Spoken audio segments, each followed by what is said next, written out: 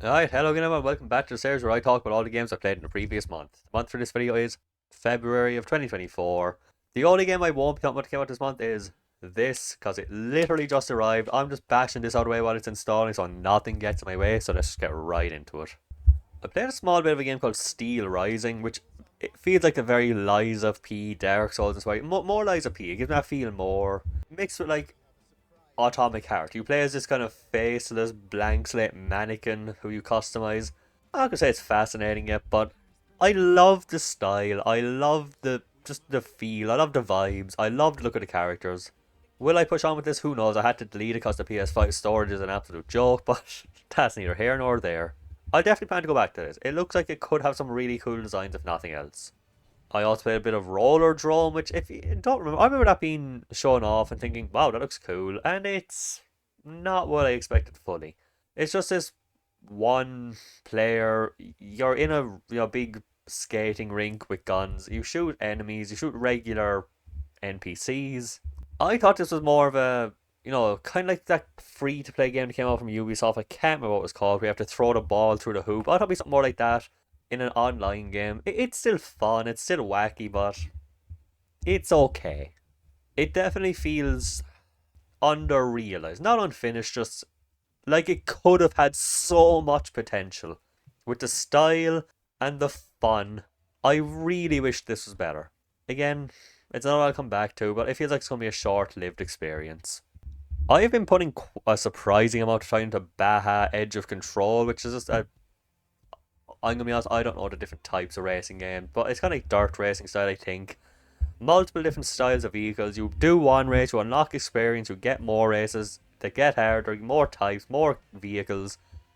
It's just been a chill game to kind of pick away at when I don't want to focus. When I just want to have a game on in the background, when I watch something or listen to music, I can just have that in there. Don't have to care about the story, don't have to care about tactics. It's a game I'm probably going 100%, but there's this one race, it's like estimated to be 2 hours, and it's really easy too. That almost makes it more insult. You don't have to win it, but the idea of a 2 hour race is daunting. It's probably gonna be the last thing I do, but you know what? It's been a fantastic chill game to pick away at, and I appreciate it for that. Also, it's free on PlayStation Plus, so can't complain. Also, I've been playing this mobile game that to help a friend with something called Puzzles and Survival. Called the fuck was that thing called? Puzzles and Survival. It's a match three game mixed with just the kind of Farmville style city building. I've been surprisingly addicted to it. I can't explain it. I've been for the first like week I was playing. It was always on. I'm not saying I recommend it. It just I get it now. I get how people can get caught up in this mobile shit. As for stuff I've been playing on the channel, I actually don't think there's anything different than last month. Playing through Marston Forest, still absolutely loving it. I'm in layer 5. Who knows how many there are, but most of these layers had like 5, 6 floors. This one has 15 so far, and I'm still not done. I did a really cool side quest that was unbelievable. Like, it was fun, it was funny, it was silly, it was memorable, it was adorable. I'm still loving this. After 18, well, I don't know how long I've been playing, because for some reason the clock seems to get broken around 18 hours, where I'd be playing for like 40 minutes and be like, oh, it's still at 18 hours, okay. Then 4 episodes later, like, oh, I've been playing for 20 minutes, still at 18 hours, sure. It seems to go up like a little bit, like I'll play for 45 minutes, I'll go up like 2 minutes, so maybe eventually I get into the 19 hours, who knows. But yeah, it's underrated gem. If anyone sees this, if there's anything to play, play Merson Forest. Millen and the Forest Gift. It's unbelievable. Such a gem. And I've still been playing through the original Super Nintendo remaster Prince of Persia. It's still tough as nails, it's still hard as can be. That's the same thing. The levels are getting harder. It's like they're getting harder and shorter, which ends up making them longer. I probably said this last time. The only problems I have is one, you can't walk. If you want to move, you have to go duck, duck, duck, and slightly inch your way forward, or you're going to be like step. And half time it feels like the B button doesn't work to jump. I know it sounds like I'm making excuses, but there'll be times I'll tap like 4 times and it won't do anything. Other than that, my god, is it a frustratingly beautiful mess, but in a captivating way. I finished Tales of Graces on stream and did the DLC, or not fucking, I always call it that. The future game additional content that was added in the PS3 version.